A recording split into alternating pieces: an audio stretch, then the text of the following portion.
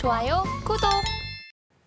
외신 브리핑 시작합니다. 어제 3대 지수는 혼조세로 마무리 지었습니다. 다우지수는 0.03% 강보합순이었고요. 장중 내내 플러스권을 유지했습니다. 반면 나스닥과 S&P 500 지수는 0.56% 그리고 0.34% 각각 하락하면서 종가를 형성했습니다.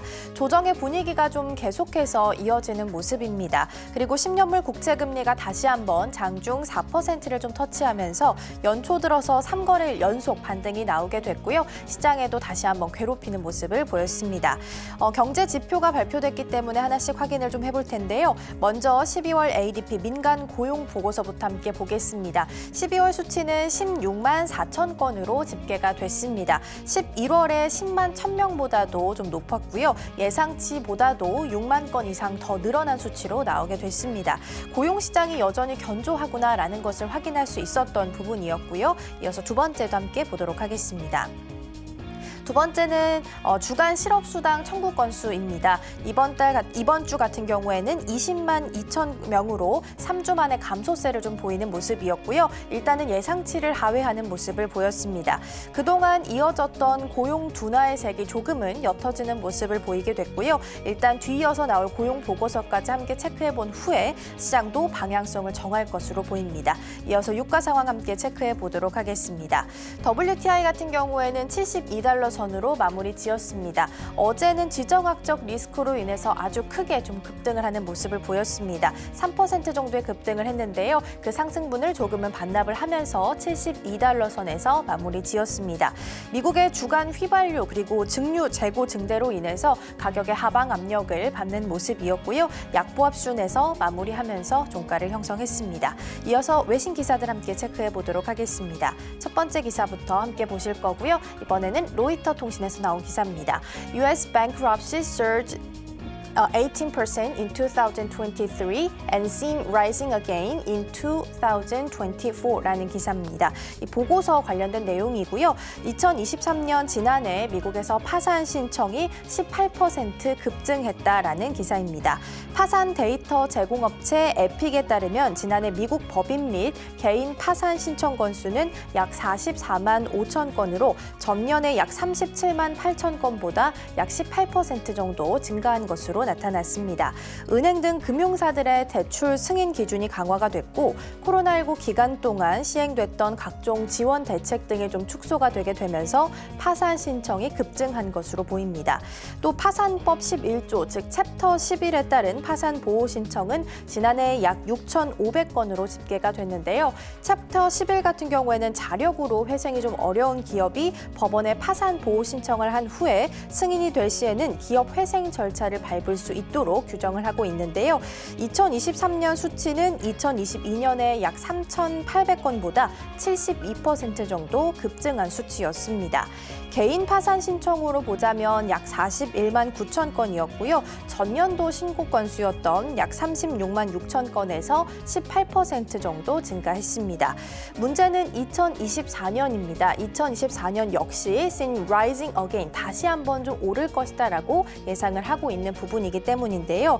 연준은 금리 인상이 끝나가고 있다라는 신호를 좀 보내고 있습니다. 다만 기업과 가계는 고금리 기간 동안 급증한 부채를 오래 감당해야 하는데 이 부분이 조금 어려울 수 있기 때문입니다. 에픽 부사장은 올해도 파산 보호를 신청하는 법인과 개인이 늘어날 것이다라고 이야기를 했습니다. 실제로 뉴욕 페드의 자료에 따르면 지난해 3분기 말에 미국의 가계 부채 잔액은 약 17조 3천억 달러로 역대 최고치를 기록을 했습니다. 다만 일각에서는 팬데믹 이전인 2019년의 파산 신청 건수에 비해서는 그나마 좀 양호하다라는 시각도 제기가 되고 있습니다. 2024년에는 금리 인하에 대한 기대감이 좀 높아지고 있는데요. 그렇다면 고금리에 대한 부담이 조금은 줄어들 수 있을지 혹은 올해까지 좀 계속해서 어려움을 겪게 될지 연준의 정책 기조의 변화를 꾸준히 체크해 볼 필요가 있어 보입니다. 이어서 두 번째 기사 함께 보도록 하겠습니다. 두 번째 기사는 European Council takes lead on ESG certification regulation라는 기사고요. 이번에는 유럽으로 함께 좀 가보도록 하겠습니다. 유럽 이사회가 ESG 인증 규제를 추진하겠다라는 내용의 기사입니다. 자세히 좀 들어가 보면 프랑스 정부가 ESG 관련 규칙을 강화하겠다라고 발표를 한 건데요.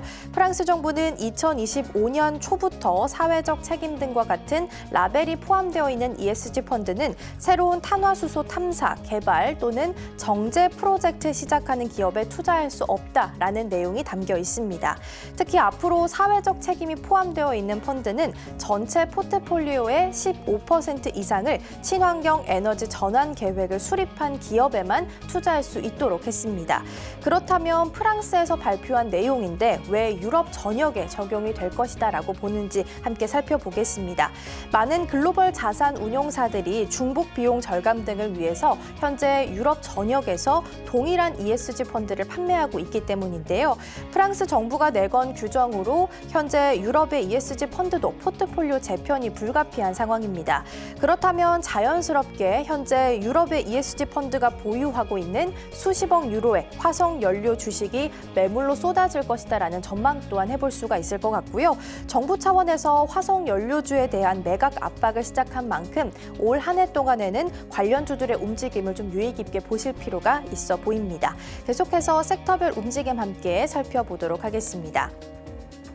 네, 일단 섹터별 움직임 함께 보실 거고요. 어제는 에너지 부분이 좀 초록게 빛났다면 오늘은 좀 반면 하락하면서 붉은색으로 빛나는 모습이었습니다. 먼저 애플부터 함께 살펴볼 텐데요. 1.27% 하락하면서 마무리를 지었습니다. 앞서 오프닝에서도 잠시 짚어봤던 내용이지만 추가로 함께 좀 더 살펴보자면 바클레이즈에 이어서 파이퍼 샌들러도 애플에 대한 투자 의견을 기존의 비중 확대에서 중립으로 한 단계 강등시켰습니다.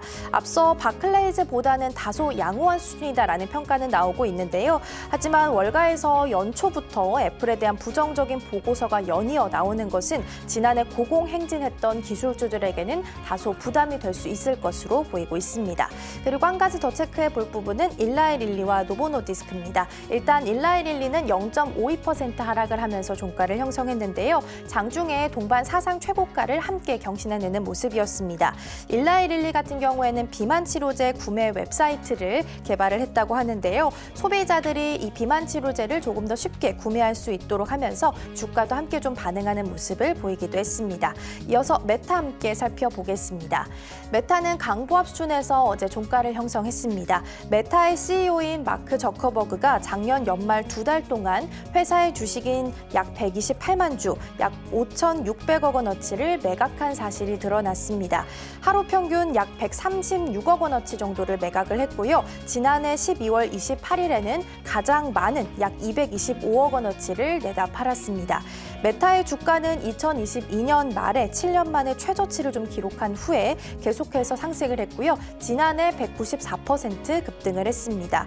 메타의 주가는 지난해 엔비디아를 제외하면 대형 기술주들 중에서는 가장 많이 오른 종목 중 하나였습니다. 현재 2021년 9월에 기록한 사상 최고치에 근접해 있는 상황이고요.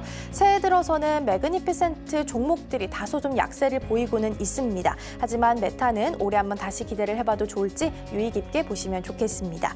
이어서 이번에는 인텔 함께 보도록 하겠습니다. 인텔은 0.38% 약보합 수준에서 마무리했습니다. 인텔이 외부 투자를 받으면서 생성형 AI 회사를 분사시키기로 했습니다.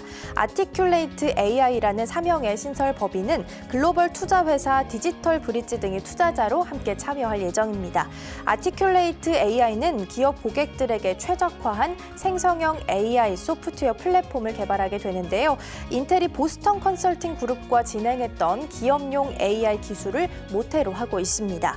다만 인텔은 이 회사의 상장은 계획하고 있지 않다라는 점 함께 체크해 보시면 좋겠습니다. 이번에는 마이크로소프트 함께 보도록 하겠습니다. 전일 대비 0.72% 하락하면서 마무리했습니다. 마이크로소프트가 윈도우용 키보드에 AI 버튼을 추가하기로 했습니다. 거의 30년 만에 윈도우 키보드에서 일어나는 가장 큰 변화다라고 볼 수 있겠는데요. 외신들에 따르면 마이크로소프트는 노트북용 PC용 키보드에 AI 코파일럿을 불러올 수 있는 키를 추가하겠다라고 이야기했습니다. 다음 주 중에 열리게 될 CES 2024에서 이와 관련한 내용을 발표를 하고 이달 말부터 판매할 것으로 알려져 있고요. 코파일럿 키를 누르게 되면 윈도우 코파일럿이 바로 실행이 되고요. 이를 통해서 질문에 답하거나 혹은 챗 GPT와 유사한 챗봇 기능도 함께 이용할 수 있을 것으로 전망되고 있습니다. 마이크로소프트는 올해를 AI PC의 해로 만들겠다라는 구상을 내놨었는데요. 그 시작이 이 코파일럿 키 탑재가 되지 않을까 싶습니다.